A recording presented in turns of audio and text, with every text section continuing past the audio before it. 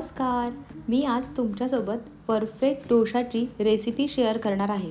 एकदम मार्केटसारखा डोसा तुम्ही घरी कसा बनवू शकतात.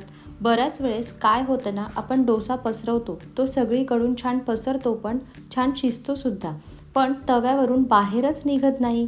असं का होतं? याला आपण कसं व्यवस्थित करू शकतो, तुम्ही या चुका कशा अवॉइड करू शकता. त्यात काय होतं ना, आपण तव्यावर बॅटर पसरवतो, पण ते पसरतच नाही, त्याचा तव्यावर गोळा तयार होतो. आज मी तुम्हाला परफेक्ट असं डोशाचं बॅटर कसं बनवायचं आणि त्याचबरोबर परफेक्ट डोसा कसा बनवू शकता, अगदी साध्या पद्धतीने. जो कोणता तवा असेल तुमच्याकडे, त्या तव्यावर तुम्हाला डोसा बनवता येणार आहे.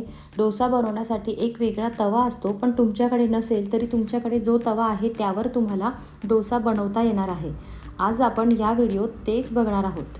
तुम्हाला जर माझा व्हिडिओ आवडला तर माझा व्हिडिओ लाईक करा, शेअर करा आणि तुम्ही माझे व्हिडिओ बघतायत पण अजून चॅनलला सबस्क्राईब केलं नसेल तर माझ्या व्हिडिओच्या खाली जे बेल आयकॉन आहे ते प्रेस करा आणि माझ्या चॅनलला सबस्क्राईब करा. आता मी इथे 2 वाटी तांदूळ घेतले आणि पाऊण वाटी उडदाची डाळ घेतली आहे. 2 वाटी तांदूळ स्वच्छ पाण्याने धुवून घेतले आणि ते आपल्याला ओव्हरनाईट भिजत घालायचे आहे.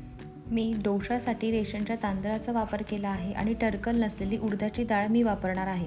तांदूळ व डाळ रात्रभर भिजल्यानंतर हे तुम्ही बघताय तांदळाचे दाणे व उडदाचे दाणे मोठे झाले आहेत.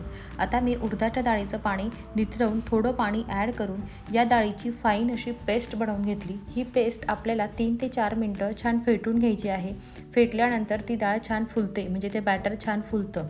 आणि मी त्याच मिक्सर जारमध्ये तांदूळ वाटून घेतले व हे दोन्ही बॅटर एकत्र करून ते व्यवस्थित एकजीव करत फेटायचे आहेत. आता हे बॅटर आपल्याला 7 ते 8 तास झाकून ठेवायचं आहे. डोसा करण्याआधी आपण डोशाची चटणी करून घेऊ. त्यासाठी मी टोमॅटो, लसूण, कांदा कढईत छान परतवून घेते. त्यात किसलेले खोबरे भाजून घेते व हे बॅटर थंड झालं की मिक्सरच्या जारमध्ये याची फाईन पेस्ट तयार केली. आता या चटणीला फोडणी देण्यासाठी मी कढईत तेल घालून त्यात जिरे, मोहरी, लाल मिरची व मिरची पावडर ॲड करून चटणीत हा तडका ॲड केला व मीठ घालून आपली चटणी मी इथे रेडी करून घेतली.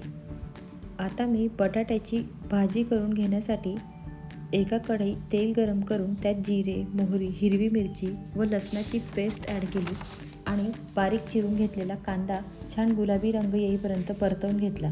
त्यात मीठ व हळद घालून उकडलेले बटाटे ॲड केले. ते परतवून झाले की कोथिंबीर ॲड केली आणि इथे आपली बटाट्याची भाजी पण रेडी झाली आहे. आता बटाट्याची भाजी व चटणी करण्याआधी मी इथे अर्धं डोशाचं बॅटर घेतलं होतं. ते आपल्याला व्यवस्थित मिक्स करून घ्यायचं आहे, फेटून घ्यायचं आहे. त्यात मी अर्धा ग्लास पाणी ॲड केलं. तुम्ही बघू शकतात अशी कन्सिस्टन्सी असलेलं बॅटर आपल्याला डोशासाठी लागणार आहे. आता मी इथे 5 मिनटासाठी तवा गरम करून घेतला. त्यात थोडं तेल ॲड केलं व पाणी शिंपडून घेतलं. पाणी शिंपडल्यानंतर ते पाणी उडलं की ते एका कापडाने पुसून घ्यायचं आहे. आता 1 ते 2 चमचे डोस्याचे बॅटर मी तव्यावर घालून घेतले आणि डोसा सगळीकडून छान गोलाकार पसरवून घेतला. आता पुढे जे जे प्रॉब्लेम असतील ते मी तुमच्यासोबत डिस्कस करेलच. आता इथे आपला डोसा वरून ड्राय झाला की तुम्हाला आवडेल तसं तेल किंवा तूप तुम्ही यात घालून घेऊ शकतात. आता तुम्ही बघू शकतात मी कॉर्नरने डोसा काढायचा प्रयत्न करते, पण तो डोसा तव्यापासून वेगळा होतच नाही आणि झाला तर तो असा तव्याला चिकटला आहे. आणि तुम्ही ऑब्झर्व करत असाल डोसा कॉर्नरने म्हणजे साईडने तव्याला चिकटलेला होता. आता मी इथे तवा क्लीन करून घेतला आणि तवा आपल्याला प्रॉब्लेम कुठे होतो, तवा सगळीकडून गरम नसतो म्हणून आपला डोसा तव्याला चिकटतो. म्हणून आपल्याला सगळीकडून एकसारखा तवा गरम करायचा आहे आणि तवा जर सगळीकडून गरम असेल तर आपला डोसा सगळीकडून परफेक्ट असा भाजला जाईल आणि तुम्हाला वाटत असेल की तुमचा डोसा परफेक्ट असा सगळीकडून एकसारखा भाजला जावा तर तुम्ही तवा सेंटरमधून सुद्धा आणि कडेने सुद्धा प्रॉपर आपल्याला गरम करून घ्यायचं आहे. नंतर आधीचीच प्रोसेस मी फॉलो केली. तेल घातलं, पाणी शिंपडलं आणि पाणी उडलं की ते एका कापडाने पुसून घेतलं आणि इथे मी डोसाचं बॅटर सगळीकडून पसरवून घेतलं. आणि या स्टेजला माझा मोबाईल स्विच ऑफ झाला होता म्हणून मी दुसऱ्या मोबाईलमध्ये पुढची प्रोसेस शूट केली आहे. पण तुम्ही बघू शकतात तीच प्रोसेस फॉलो केल्यानंतरसुद्धा माझा डोसा तुम्ही बघू शकतात कॉर्नरने सहज निघत होता, तो तव्याला चिकटून बसलेला नव्हता. तुम्ही पण ही प्रोसेस एकदा नक्कीच फॉलो करा आणि तुमचा ही परफेक्ट डोसा होण्यासाठी या पद्धतीने डोसा एकदा नक्कीच करून बघा. तुम्ही बघू शकता तव्याला कुठेच डोसा चिकटलेला नाही आहे.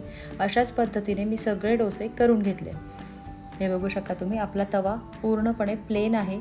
सहज निघाला आहे हा डोसा आणि मस्त असा कुरकुरीत हॉटेलसारखा डोसा आपला रेडी झाला आहे.